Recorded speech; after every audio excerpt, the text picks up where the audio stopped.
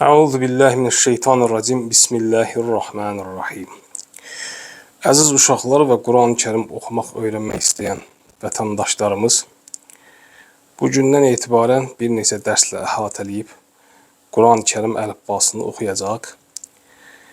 İnternetin bizə verdiyi imkanlardan yararlanıb istənilən yerdə yol qət etmədən Quran-Kərim əlifbasını bu dərsləri təqib edərək öyrənməyin asan olacağına ümidvarıq. Allah Taala müvəffəqiyyət nəsib eləsin. Deməli, istifadə edəcəyimiz əlifba dərsliyi ölkəmizdə məscidlərdə paylanan bu kitabçadır. Amma siz əlinizdə olan bu və ya digər tərtibatda hazırlanmış hər hansı bir əlifbadan öyrənə bilərsiniz. Yəni, nəticə etibarilə bu qəbildən olan bütün kitablar hamısı eyni amala xidmət edir. Deməli, əzizlər, Quran-Kərimdə lam əlif birləşməsini hesaba qatsaq 29 hərf vardır. Hərflərin çoxu dilimizdə olan hərflərlə hərfin səslənməsi baxımından təbii ki, bənzərlik ifadə edir. Amma təbii hər dildə olduğu kimi bəzi hərflərin də səsli olaraq ifadəsində istisnalar vardır. Quran-Kərimi qaydalarına uyğun oxumaq istəyirsək, bu hərflərin səsləndirilməsi prinsiplərinə riayət eləməyimiz lazımdır. Uzun sözün qısası, biz videoların qısa və yorucu olmaması üçün hərfləri və kəlmələri sürətli şəkildə ifadə edəcəyik. Ona görə də çox detallara girməyəcəyik. Bu dərslər yaşlı nəsillərə də xitab elədiyi üçün ifadələri daha bəsit şəkildə işləyəcəyik. Deməli, dediyimiz kimi bəzi hərflər bizim əlifbamızda olan hərflərdən səslənmə baxımından eynidir. Ancaq bəzi hərflər isə fərqli səslənir. Bunları sizin indi nəzərinizə çatdıracağıq. Birinci hərfimiz əlif. Əlif. İkinci hərfimiz bə. Üçüncü hərfimiz tə. Bə və tə eyni ilə bizim dilimizdə olan, əlifbamızda olan b hərfi ilə, eləcə də t hərfi də eyni ilə t hərfi ilə uyğunlaşır. Bax, burada görürsünüz, altında bir cizik də qoyublar. Bu, bizim dildə bu hərfin, yəni əlifbamızda bu hərfin qarşılığı yoxdur. Biz bunu bu cür oxuyuruq, pəltək şəkildə sə, sə, sə. Sonraki hərfimiz cim, cim. Növbəti hə, hə. Bu h hərfini ifadə edən səs iki hərf var. Buna uyğun biri dediyimiz kimi ciyər, ağciyərdən gələn h hərfi bu incə şəkildə səslənir. Amma bu da incə hərfdir, yəni qalın hərf deyil. Amma boğazdan səslənir.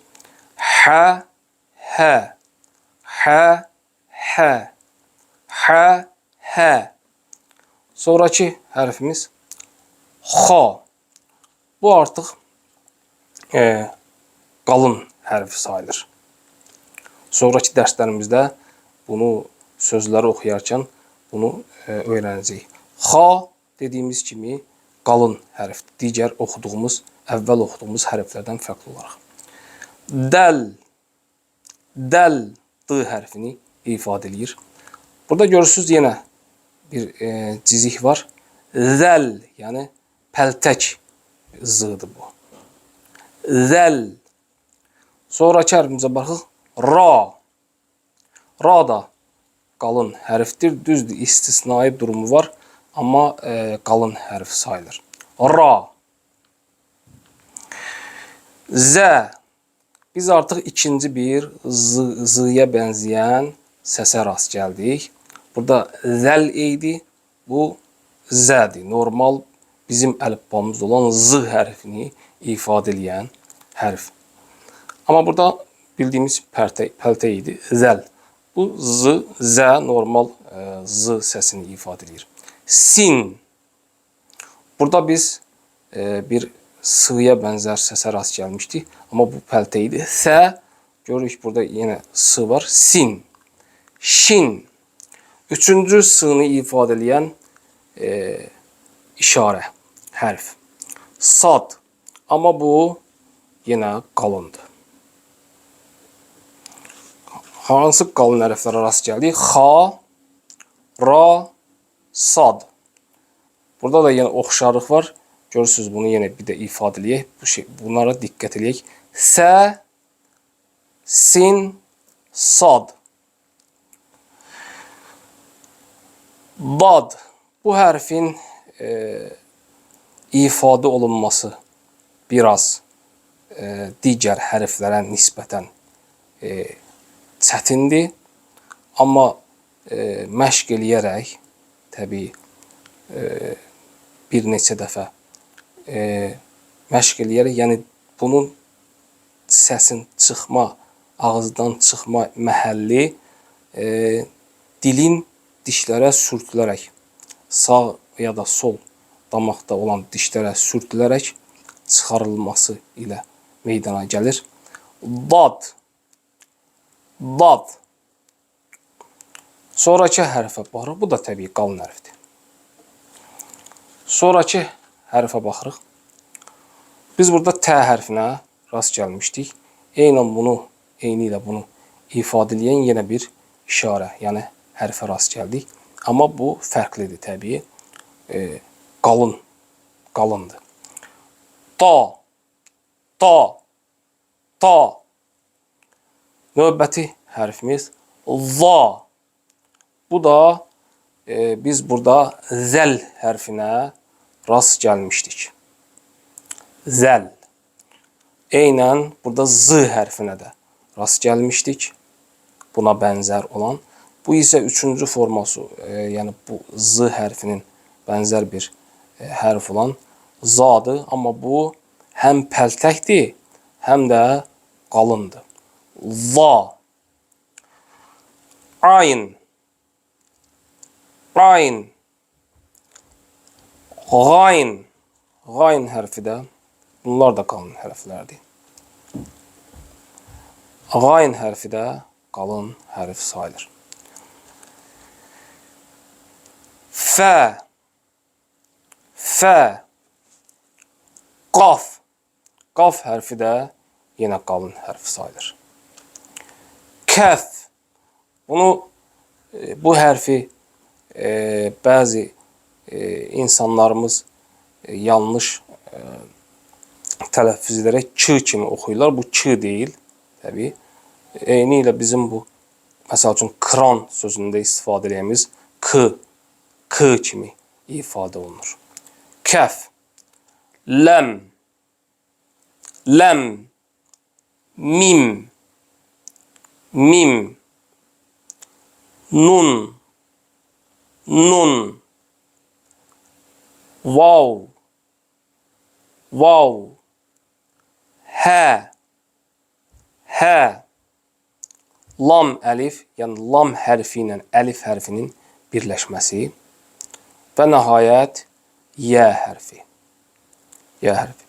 Bunları bir neçə dəfə oxuyaraq bu səsləri qalın, incə, pəltək və digər bu qəbildən olan qaydalara uyğun olaraq səsləndirərək öyrənmək olur. Quran-Kərim əlifbası, yəni çətin bir əlifba deyildir, tez öyrənilən bir əlifbadır. Ona görə də bir neçə dəfə məşq eləyərək bunu asan şəkildə öyrənə bilirik. Bu kitabı əldə edən, yəni məscidlərdə bu kitabça verilir, hədiyyə olaraq, yəni pulsuz şəkildə verilir və bu hərfləri formasını əzbərləyəndən sonra bu 29 hərfin formasını artıq deyək ki, əzbərlədik. Hesab eləyək ki, əzbərlədik.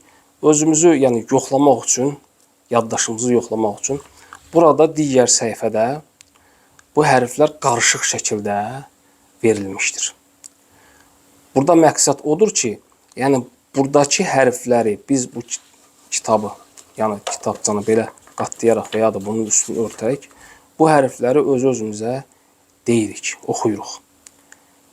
Yəni əgər biz bunu oxuduqda, qarışıq şəkildə verilib burada, oxuduqda artıq çaşqınlıq və ya da səhv etmə meydana gəlmirsə, demək ki, biz əlifbanı mənimsəmişik, artıq əzbərləmişik, normal şəkildə hərfləri bilirik. Ərəb dilinin qaydalarına, yəni hərflərinin, əlifbasının qaydalarına qaydalarından biri də budur ki, hərflər əvvəldə, ortada, sonda və ayrı yazılma formaları vardır. Amma ümumiyyətlə hərfə baxanda, yəni üstündəki istər bu nöqtələrə və ya da altındakı nöqtələrə baxanda biz onun ortada, sonda və ya da əvvəldə gəlməsinə baxmayaraq biz hərfi tanıyırıq. Bunu da bilmək üçün növbəti səhifəyə biz baxanda bunu buradan hərflərin başda yazılış şəkli, hərflərin ortada yazılış şəkli, hərflərin sonda yazılış şəkli. Biz bunu burada öyrənə bilirik. Bax, məsəl üçün misal verək. Deyək ki, əlif hərfi bu ayrı yazılan forması və ya da başda yazılan formasıdır. Bu da ki, hərfin ortada yazılan formasıdır. Hər hansı burada bir hərf gəlir, burada əyilir. Yəni hər hansı bir hərfə birləşmə anını göstərir bu. Bu da sonda yazılan formasıdır. Və ya da deyək ki, B hərfi. Hərfin quruluşuna baxanda bu nöqtədən aydın olunur ki, bir nöqtə var. Bu formada olsa da, bu formada olsa, yəni əvvəldə gələn formada da olsa, ortada gələn formada, sonda gələn formada olsa, bir nöqtə bu cür yazılırsa, bilirik ki, bu B hərfidir. Bunu bu cür yadda saxlamaq lazım. Eləcə də T hərfinin də orada da sin hərfi də bu cür ifadə olunan hərfi bu cür. Yəni biz buradan bilirik əvvəldə, ortada, sonda yazılış formalarını söz oxuyarkən buradan məşq eləyərək səhv eləməmək üçün buradakı bu səhifədəki hərflərin yazılış formasına baxmaq lazımdır. Bugünkü hərfləri, yəni qısa şəkildə və detallara girmədən hərfləri tanıtma dərsimiz bitir. Növbəti dərslərimizdə biz digər səhifələri oxuyacağıq, bunu videosunu çəkəcəyik, paylaşacağıq ki, insanlarımız məscidə gəlmədən və ya da məsafə qət eləmədən və ya da yaşlı insanlar deyək ki, çətinlik çəkir yol qət eləmək üçün bu videolara baxaraq Quran-ı Kərimin oxunma qaydalarını öyrəsinlər. Allah Taala müvəffəq eləsin. Əssalamu aleykum və rəhmətullahi və bərəkatuhu.